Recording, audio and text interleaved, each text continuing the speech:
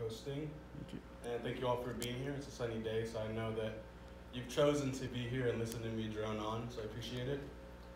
And thanks to Ryan for the coffee. It's really good. I'm starting to wake up finally.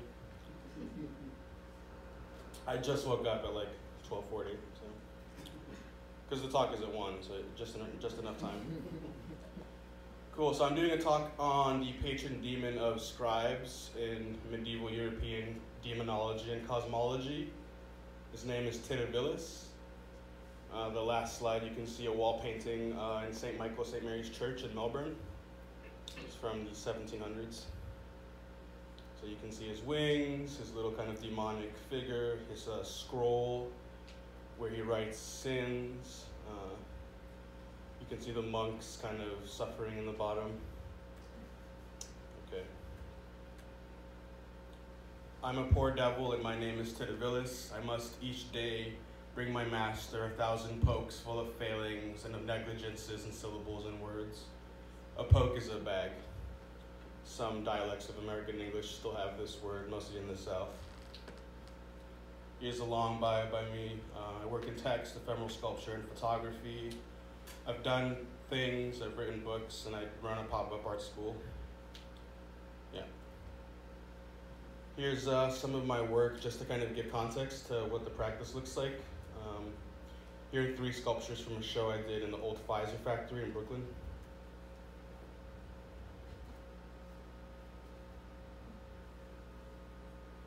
I did a replica of the place that I live in for an art gym show, the last art gym show before it closed. I live in a garage that I moved into after Reed College arrested me and suspended me. And I wanted to make a fake version for people to kind of role play as me in the space or something and just kind of relax and feel creative or feel consumptive. So it kind of closely mirrors the real thing. It's a little bit too clean, but yeah. And then I have tote bags by friends, Melanie Stevens and Damien Dene-Yage.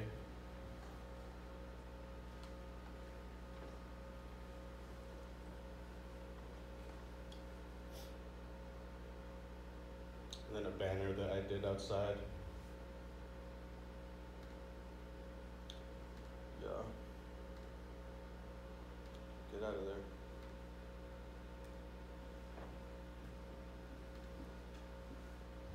Okay, some altars. How do I get this back to full screen? Sorry. Oh. It's fine now, thank you. Yeah, some altars that I did. The results of prayer. A picture of an altar in a show in Seattle. These are my books. This is a spread from Incalculable Loss. And then a sculpture. And these are the last slides. Cool, so yeah, let's talk about this typo demon, the patron demon of scribes. Why am I interested in this? Why is this relevant, if it is at all? I like to think about the moment that we live in now and like whether analogies from the past exist, like looking at medieval concepts, not just in the way that they actually survived, but like how they can be used as analogies to think through the current moment, which I call here techno-feudal. Like the medieval scribes, we are commanded to always be at attention, to treat work as spiritual, and to constantly produce affect and reaction for the network. So I'm thinking here of this juxtaposition of illuminated manuscripts and timeline or feed, how those two might kind of have a relationship. Titivillus embodies the craft of writing and also the way that it's changed. With digital technology, errors in writing have become much more common. They've become less significant than they used to be in the past. Like they lost their magic a little bit. And I'm interested in kind of revitalizing errors or revitalizing magical thinking, which is thinking without reason. This idea of like type poetry or poetics of failure, poetics of the typo. And then also I like trickster entities that roam the land with a knapsack. I just think it's kind of a cool archetype across different cultures and religions. So who exactly is the devil in the details, right? And a disclaimer, I'm not a medievalist, so all errors and misinformation are my own. do not blame Titivillus. So here's the devil in the detail. Okay, so Plautus and Phlogistus attest a word called titivillio in Latin, which means small trifle or frivolity. So I have a Plautus quote there in the citation. I don't know how to read Latin or couldn't find a translation, so it's just there for you to see. And like, it's from the 4th or 3rd century, I believe. I'm not too interested in like what the Romans did with this word, or in drawing some kind of weird mythic connection between Rome and the Holy Roman Empire. These things aren't connected. They're just kind of, Charlemagne in 800 said that Europe was part of Rome. We believed him for some reason. There's no connection there, but the term still kind of existed in that same original semantic frame. So it was taken across Vulgar Latin and the European War, in analogy with these original meanings of frivolity and gossip. And the rise of the church empire allowed for the term and the concept to be deployed as a disciplinary tool, which I'll show. He's first mentioned in John of Wales' Tractatus de Penitentia in 1285, where he says that Titivillus must collect fragments of speech to fill his sack 1,000 times a day. So he's kind of doing this interminable labor, traveling the land and collecting people's errors and collecting people's frivolities and putting them in a sack. And Caesarius of Heisterbach in the Dialogus Miraculorum from 1230 describes an unnamed certain devil that stands at a high place in the church, hunting and capturing tumultuous voices with his right hand to slide them skillfully into the receptacle he keeps on his left. So we see this kind of original role of Titivillus as an accountant or a scribe of idle chatter or gossip in the church, right? This kind of sinful lack of attention to the priests.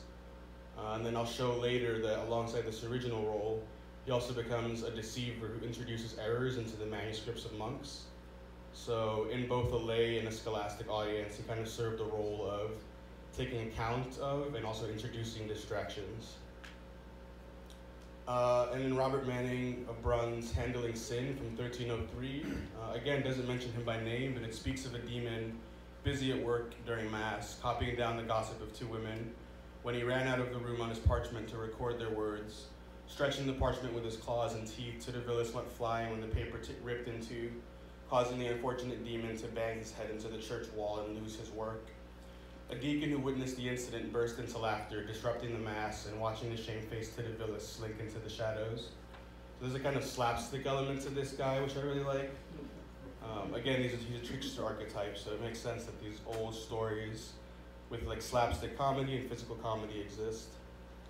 And here you can see him in the back recording the gossip of two people in the church. This is at Enville Church in Staffordshire, England. So again, there was this shift from the earlier church watcher Titivillus to the later error maker Titivillus, right? The first one takes note of the inattentive, and the second one accounts for and introduces mistakes into manuscripts. But what unites these two functions is the sin of inattentiveness, right? This kind of compulsion toward constant full attention, whether it's to the church or to the news cycle or to whatever else. So he punishes laziness and lack of focus, but also protects you by taking blame for those errors which are due to your own faults. And he collected mistakes in a sack, again, enough to fill it 1,000 times each day, and took them to his master, Satan and Belgafor. On Judgment Day, these mistakes would be read as evidence of the people's flaws. So you're standing at the gates of hell and kind of your sins are being accounted for, all your typos and all your gossip in church and stuff. So the monks took this original meaning of the church watcher and blamed this guy for errors which entered into their manuscripts due to a demanding pace, the toll of scribal life, the wandering mind, the human error in all its glory. So these monks would kind of just sit in what are called scriptoria, these writing rooms with candles, and they would just write for days and days. And it wasn't seen as work, it was seen as spiritual practice, it was seen as worship. Even though a lot of the work was secular, they had jobs for the church, they had jobs for secular scholastics when the church allowed them, obviously. There were times when they weren't allowed. but it was exhausting work, and it wasn't even seen as work, it was seen as spiritual practice, right? And something necessary, something that a person of a certain demeanor or scholastic level of intensity would have to do, right? This kind of Aristotelian idea that people have a nature, and their nature should be explored and developed in a specific field. So these people that maybe were bookish as kids or were nerdy or something ended up in this role. And sometimes monks express their boredom, exhaustion, pain, and horniness in what are called marginalia, text and image in the margins of the manuscripts. And these range from words to images and the words were sometimes profane, they were sometimes, religious in nature, and then the images were sometimes sexual. So Titivillus is kind of a more respectable outburst compared to marginalia. And in this sense, these two phenomena are symptoms of the desire to protect intense scribal labor, given the absurd cost, the human cost of producing these manuscripts, both before and after movable type, really. Movable type got rid of the handwriting part, but the labor was still exhausting, especially copy editing. And another example of this protective gesture, monks would sometimes write curses into their books against whoever would steal them. And then I have some marginalia here as a tangent because I think it's awesome.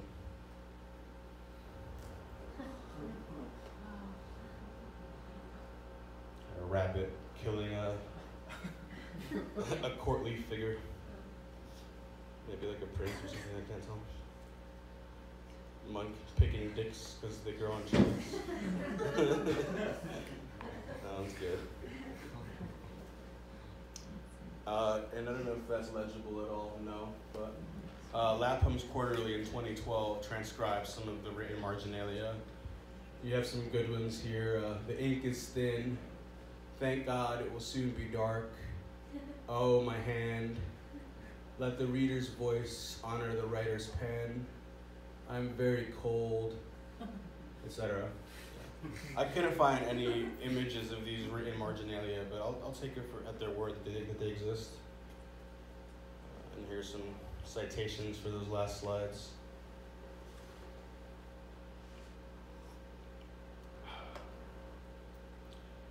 And then I have a list of names of counterparts or alter egos to Titivillus. It just kind of makes sense that the typo demon had many names and that there were also misspellings and stuff. So in like Belgium, Netherlands, Silesia and stuff, you've got Titanillus. In Sweden, you've got Trikfilnisse. In Denmark, you've got Saturnissen. In Norway, Trickleaf. And you see these all kind of have similar sounds to them, so they probably come from the same original word. But the Finnish one, Painavita Pahalainen? I don't know. What the fuck?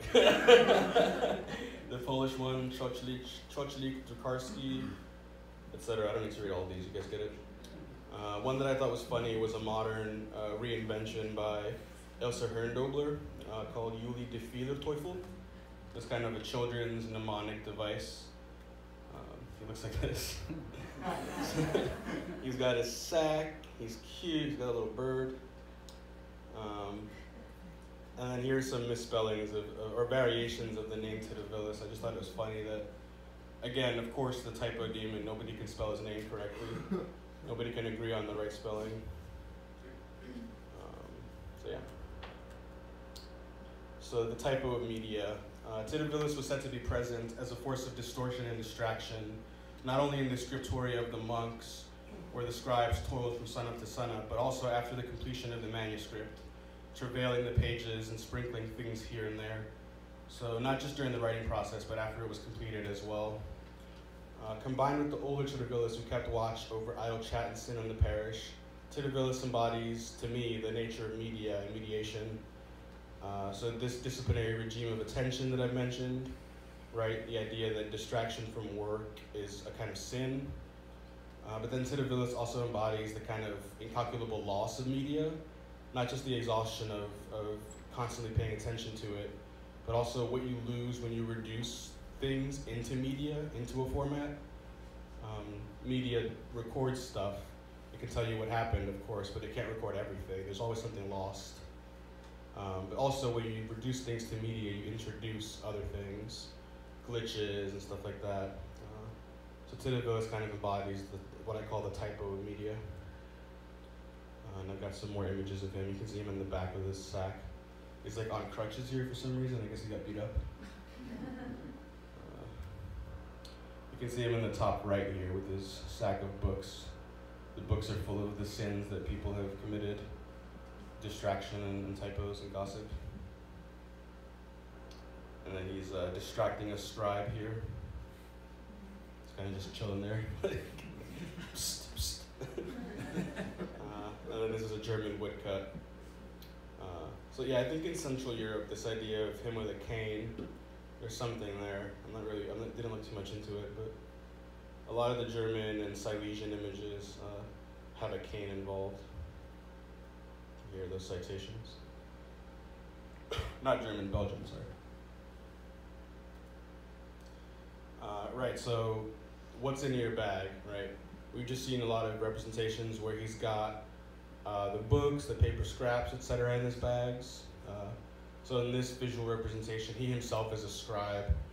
He's a scribe of people's errors, a kind of notary of Satan. But in other images, his sack is full of the sinners themselves, the sinful monks and the idle gossipers and stuff.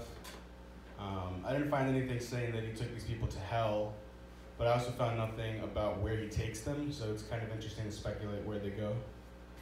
In the same way that typos can kind of take you on a journey. So here he is in the Hawken Bible. Here he is in the Book of Hours on the left. You see the cane again. Here he is in the upper left, again in the Book of Hours. And here are two from France.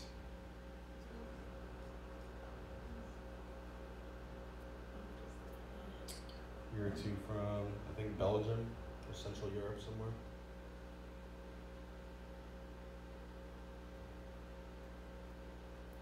Yeah, so there's this idea that Titivillus was more present when the monks were still handwriting stuff, but actually one of his greatest successes came after the rise of movable type.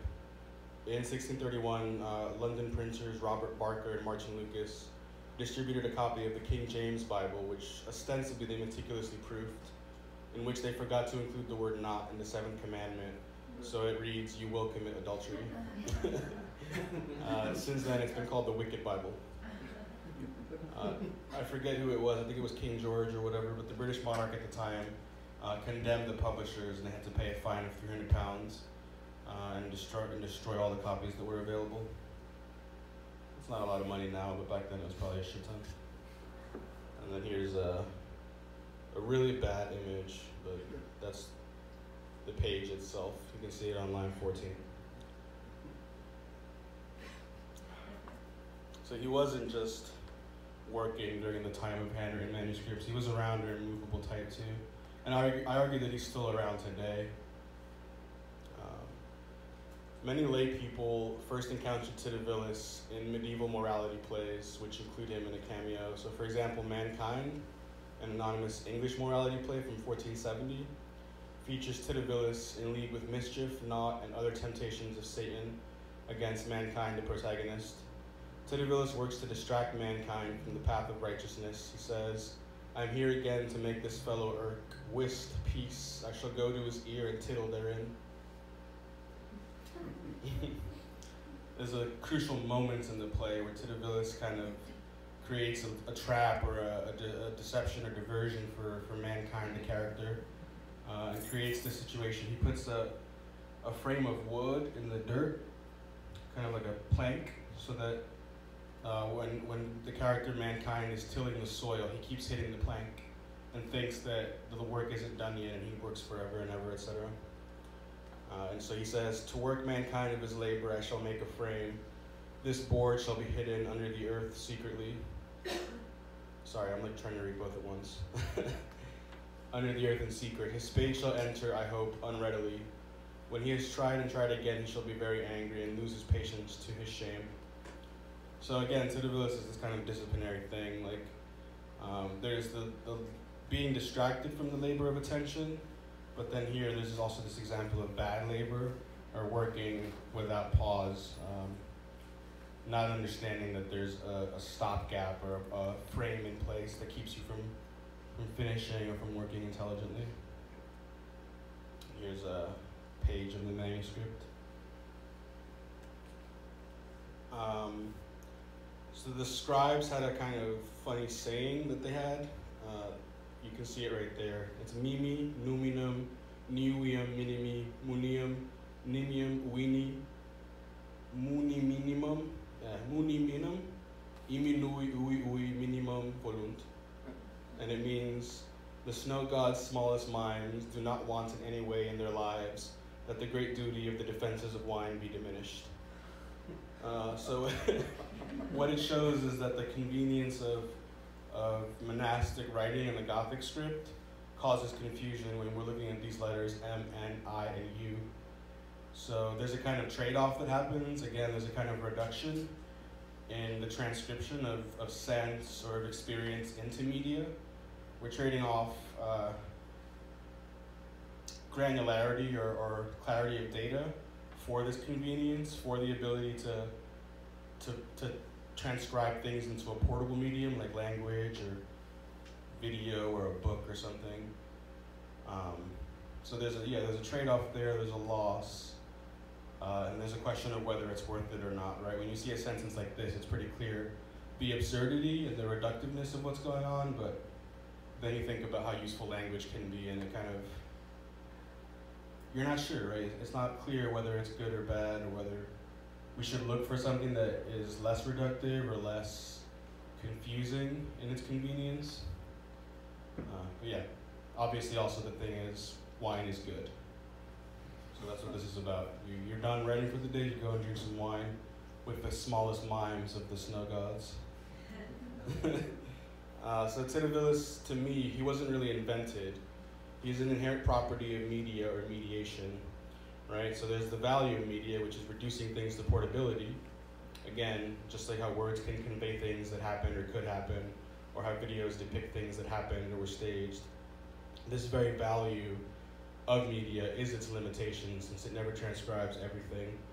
Not that it has to, but even in its basic function, transcription to media has a distorting capacity due to this reductive operation. This is kind of a tangent, but I like to think about how a lot of philosophy or critical thinking is really bad because it conflates the object of study for the act of study. So Titivillus is kind of interesting as a joke about this mistake and the really bad language that it generates. So you've got things like the postmodernism generator, and if you go to I'm sure we all know this, but I just think it's that funny that it's worth showing. Semioticist nationalism and the pre-cultural paradigm of expression. If one examines the pre-cultural paradigm of expression, one is faced with a choice. Either reject semioticist nationalism or conclude that the purpose of the writer is social comment. Fuck, that's a rock in a hard place for sure. But this generator generates postmodern papers. And I've truly honestly used it in school sometimes. You take it and you rewrite it a bit, you put in the true citations, and it works. So again, when you confuse the object of study for the act of study, you generate really bad language in an attempt to understand the self-conscious nature of perception, media consumption, etc. So Titivillus is kind of a joke about that in some senses to me. Because obviously we can understand why somebody would end up writing bad stuff like that, because when you're consuming or producing media, the nature of media itself makes you self-conscious about that process. So yeah, Titivillus to me is kind of a joke about that tendency. The typos of scribes, the gossip of the lay and the parish, etc. These can be chalked up to performance failures, but in reality, noise is an inherent part of the system, or any system. Personifying that noise makes sense. Titivillus must account for everyone's contribution to the noise, but he too contributes. It's like a great feast of noise. As a pole of a binary between signal and noise, the latter must exist for the former two. So it's not just about performance, it's a structural, property of systems. New media in medieval times. Arguably, the printing press, the rise of secular Europe, etc., made the need for Titivillus less immediate. That's something that people have argued about, why this medieval entity didn't really survive into the present, except for offshoots like Uli the Fehlerteufel or whatever, Fehlerteufel. But I argue that Titivillus is still relevant, that technological developments only technologized Titivillus, they didn't disappear him. He ended up diffusing into the structure itself and standing in as a property of media. So today there's more typos than ever before thanks to the internet. More and more people are writing. Writing is more speech-like and casual, as opposed to these kind of strict monastic writing styles. People are writing in abbreviations and they're sounding things out and they're not spell checking. So typos are literally everywhere, but these typos are more banal. They're less consequential than, for example, the Wicked Bible. But I think Titivillus is still in there, even in a reduced capacity in these banal contexts. He's accounting for each typo gleefully, right? Introducing errors as needed. But it is true, or I speculate that it is true that in his prime, Titivillus was at his peak when scribal work wasn't seen as work, like I said before, when it was seen as a facet of worship to be expected from certain people of scholastic capacity or of a certain attitude. So once this became seen as work, casting errors as sinful became a little bit more difficult, or became less relevant, you could argue, or just more banal. So we've got some kind of alternative depictions of Titivillus.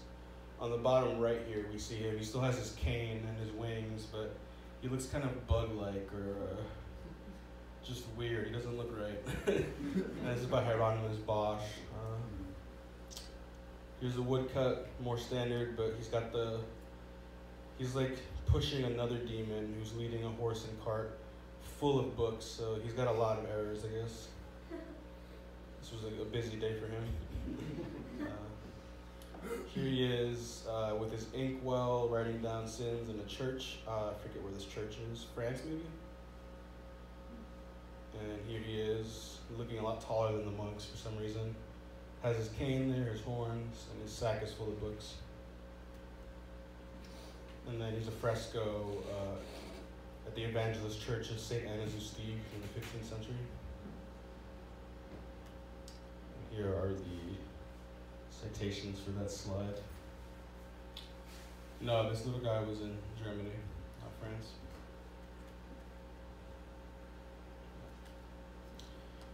So one of the problems of our time, one of the many problems of our time, is the conflation of attention and care in networked economies. Even back in medieval times, the scribes knew of the danger of this conflation, the way that stretching attention thin makes it harder to care about stuff. So they lashed out with marginalia, Titivillus, curses on the books, etc. I'm ambivalent on this, but there's a reading of contemporary shitposting that can align it with the scribal outbursts.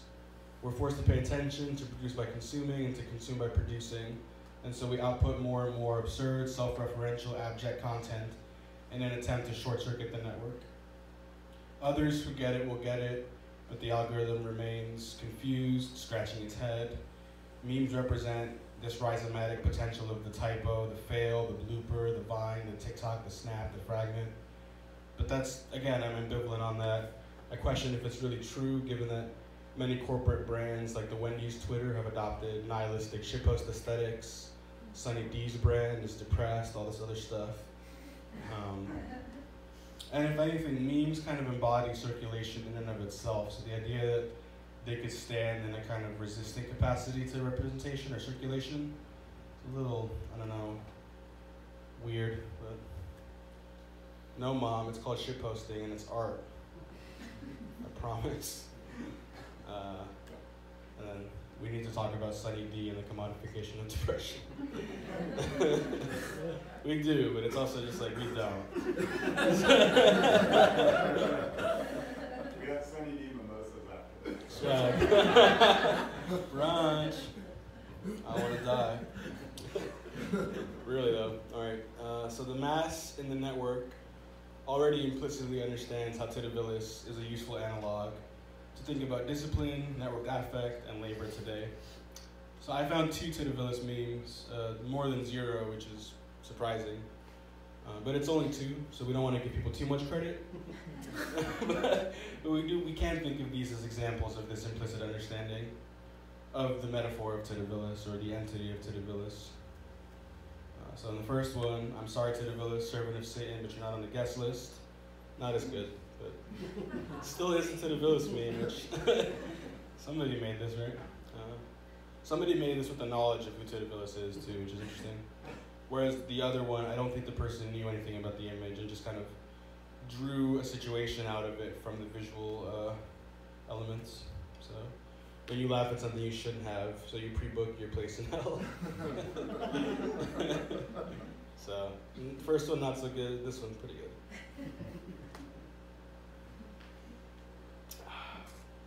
Because it's a reversal of what we've just been talking about. Instead of Titivillus being the accountant and kind of standing at the gate of hell and listing out your sins, the scribe is doing that to Titivillus. So it just titillates me, I guess. Okay. The typo of existence.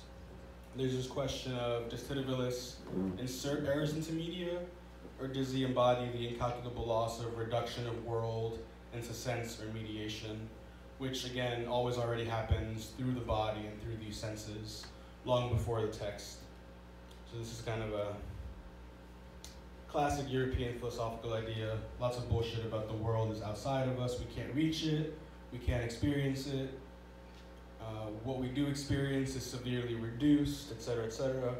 We're trapped in sense because white people hate bodies, so you can't just enjoy having a body and trust what your body tells you, right? You have to pit sense against the world, pit sense against some divine mover, etc. So as a demon who takes stock of and also introduces errata, Titivillus shares properties with other entities in demonology, cosmology, and philosophy who work in a deceptive or ludic mode.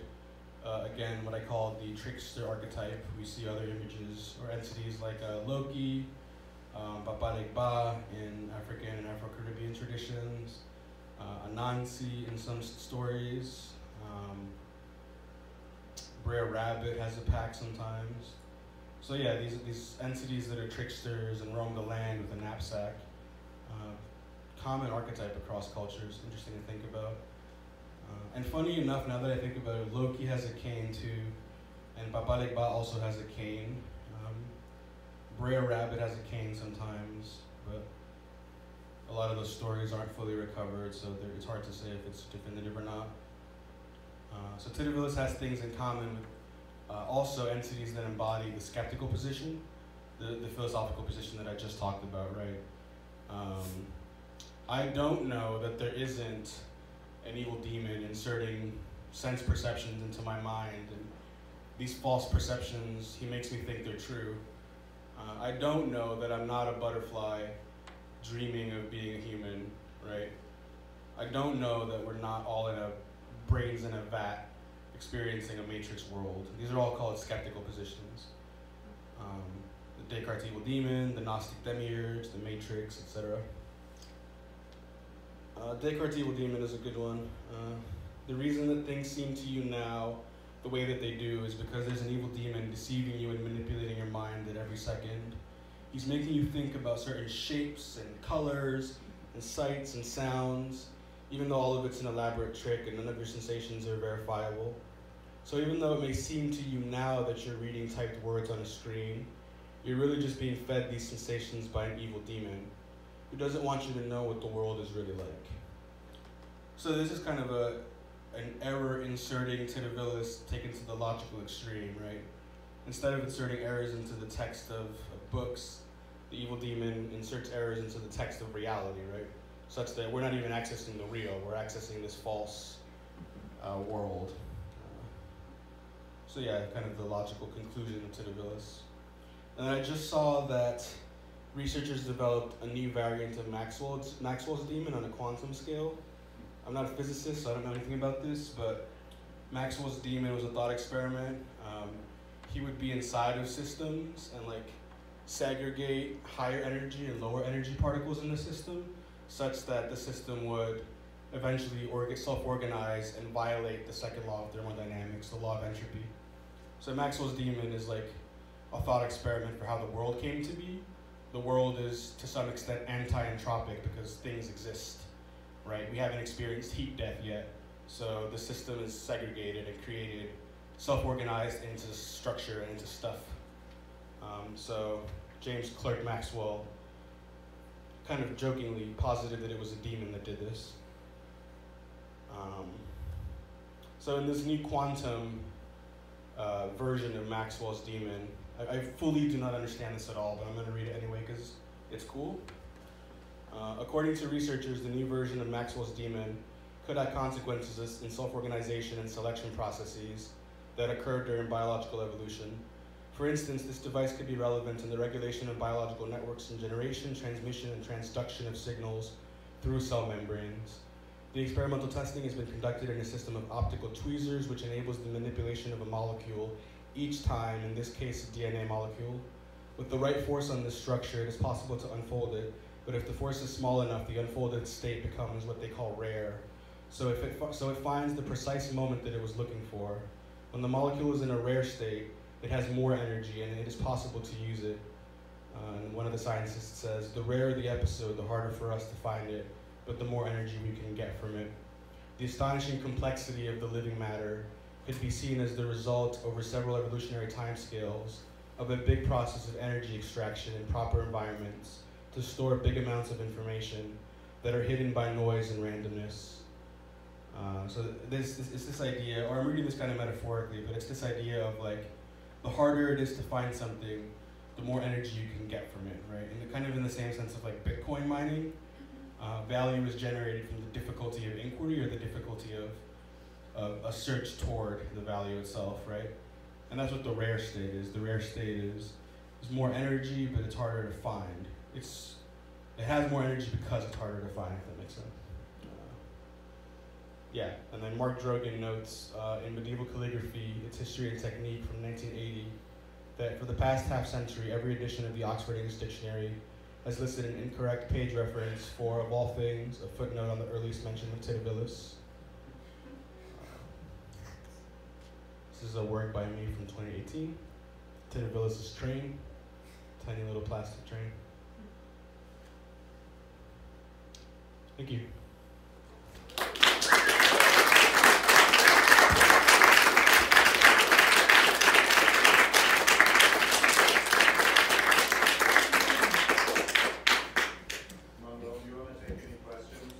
Yeah, I can take questions.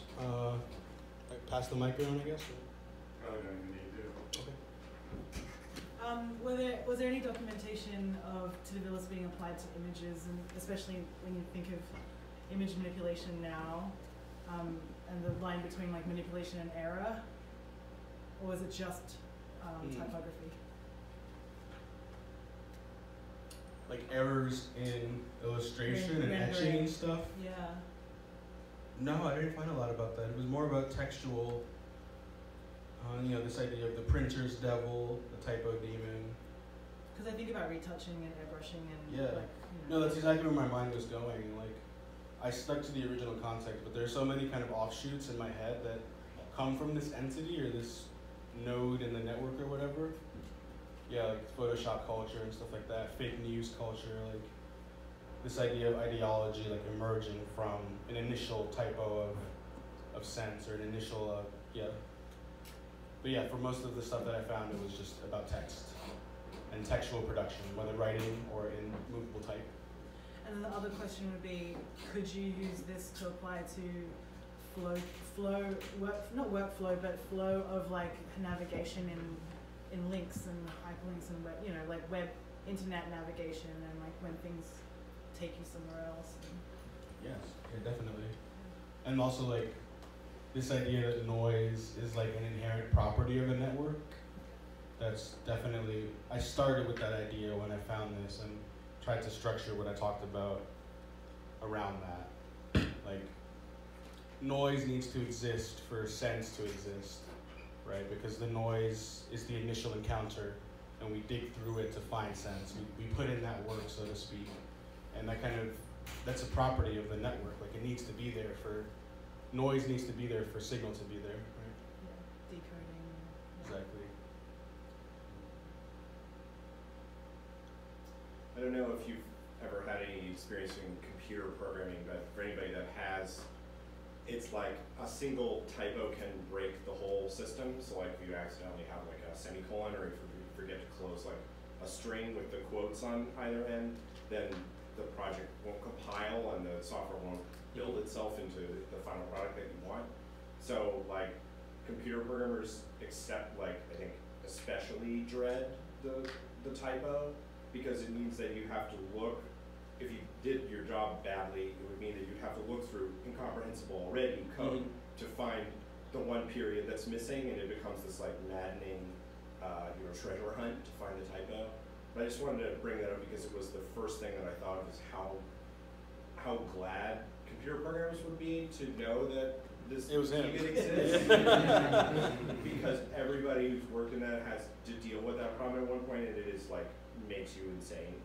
So when they find, or when they discover that there's an error, do they like blame it on something, or are they like, oh, it was just? So usually, if you're good at your job, you should have a form of error finding that finds when you make the mistake and points it out, and like highlights it in the text or something. Got it. So that you can go and fix it without having to do that crazy treasure hunt. But like obviously that's only if you did your job right, and so the mistakes happen all the time. Yeah. But I think there's totally like people would be really happy to know, like tech people, about this or something. Just maybe Yeah. Yeah. And the term scriptorium kind of falls right in line with that. Modern coders being siloed into places where they just go and decode code for hours and hours. Right, the console or whatever. Yeah. That's interesting. I don't know how to code, but that makes total sense. And let them know, I guess, because. Yeah, I'll spread the word.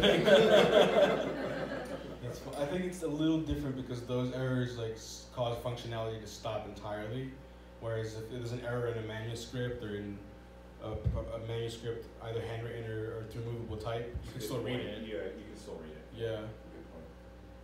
But it's interesting to think about, like, because again, I'm thinking about this idea of an error that the effort that it takes to uncover it is productive effort, kind of like the quantum Maxwell's demon. The effort you put into finding it is part of its value. But what you're describing is like the opposite. Like, it doesn't matter how hard you look for this error.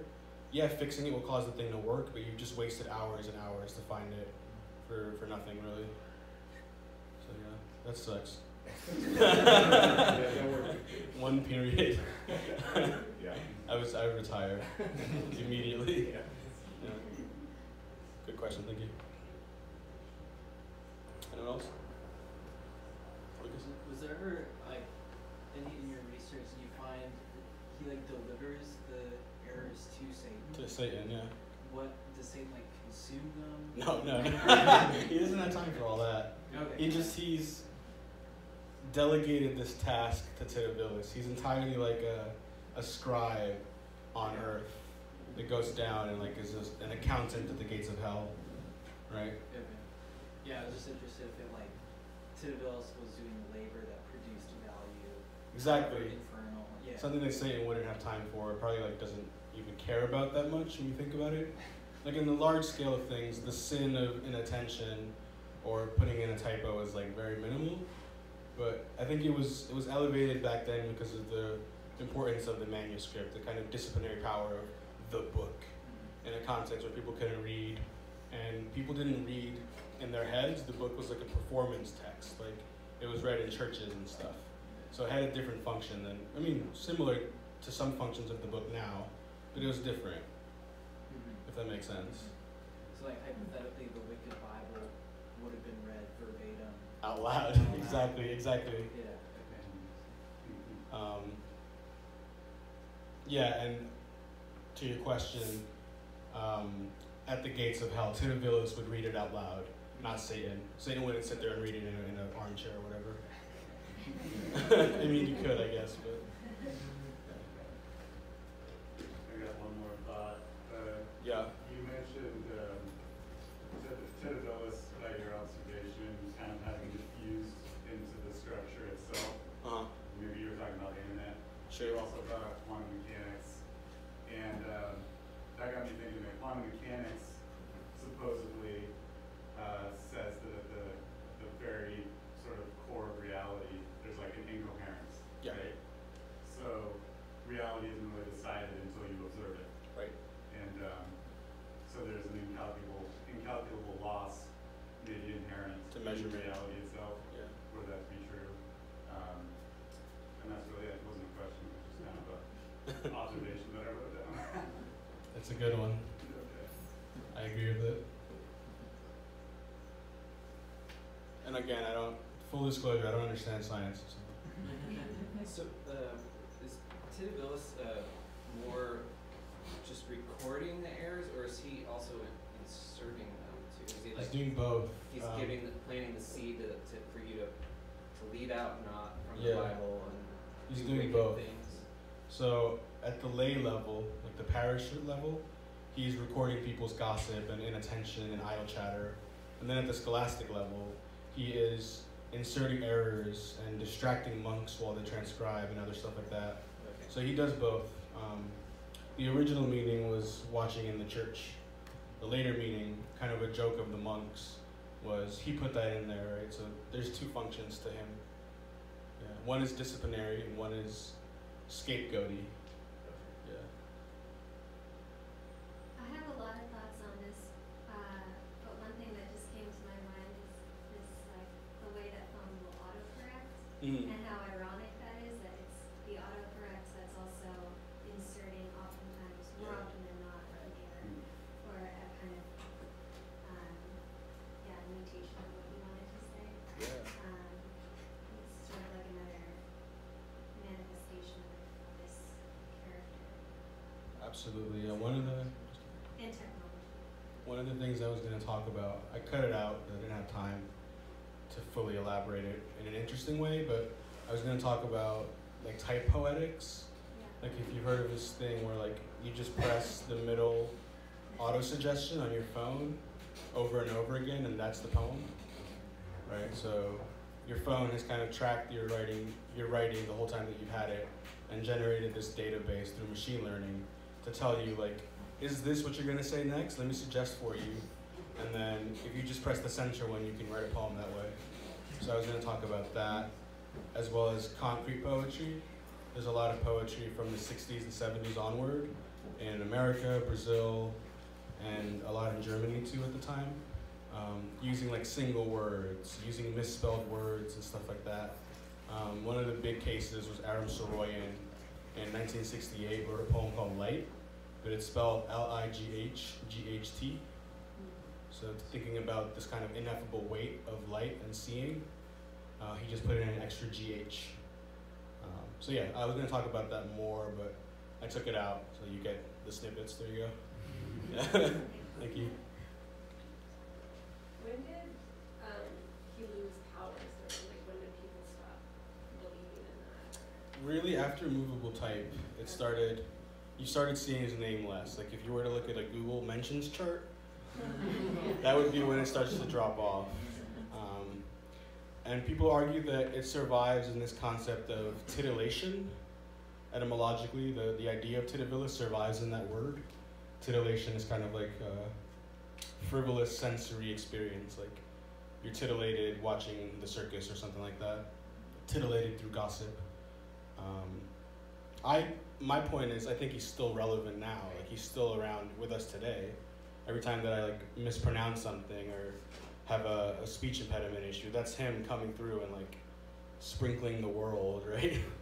But yeah, movable type is when in Europe this concept of titivillus started being mentioned less. Kind of like a Freudian slip could kind of be like Exactly. a thing that's like calling direct to like attention of, things that are going on in your mind while being in conversation with Yeah. someone else and being like, But a Freudian slip is supposed to be like a revelation from Exactly. your unconscious. It's the typo, but it's also a central kind of suppressed facet of your Right, personality or so something. You didn't realize that you knew. Yeah. But it still draws to like the attention that's like what he's kind of about. Yeah. Exactly. Yeah. He's well, I don't know. Maybe some of the errors he inserts aren't useful, but that's the idea that I'm honing in on. This idea of like a generative typo or something sprinkled in that reignites a conversation or something. Like one of my favorite books of poetry is by this Peruvian modernist poet, Cesar Vallejo, and the story goes that he was standing on the Brooklyn Bridge, looking out in like 1920s, 1917, looking out into New York, and he was saying sounds, just nonsense sounds, until he eventually landed on the word, it's not a word, the sound that would be the name of his best book, Trilce. Trilce doesn't mean anything, it's just kind of a flowing sound that came out of his mouth while he was standing on the bridge. But for him, it like embodied everything about his poetics, right? So this is kind of an example of typoetics, like this nonsense word, a kind of lyrical stammer that just emerged while he was on the bridge, became the name of the book and the central idea of that book. And that's like Basalia too, then that kind of. Exactly. Yeah. Yeah. Good question. We out of time? That was great. I mean, if there's any more questions, feel free to take them. Last words? Anything? Cool. Lucas again? I'm not sure the philosophical reference for this, like the concept of a bad reading of the text. Interesting. Like if you misunderstand or perform a bad reading of like a philosophical text, and you produce some different meaning, but it's based on misunderstanding. Is that also Titivillus or a different demon? Interesting. Just thought. That sounds more like Descartes' demon, right? Okay. Yeah. Feeding you false perceptions about the text. But Yeah. I think Descartes' demon is like a logical conclusion of Titivillus. So, in a sense, yes, I think there's room for that in the conversation of typos and errors. And this kind of generative role that misreading can have sometimes, in good or bad ways. It's generative. Yeah. Cool. And to conclude, this could all be a misreading of Titivillus. So, but thank you. I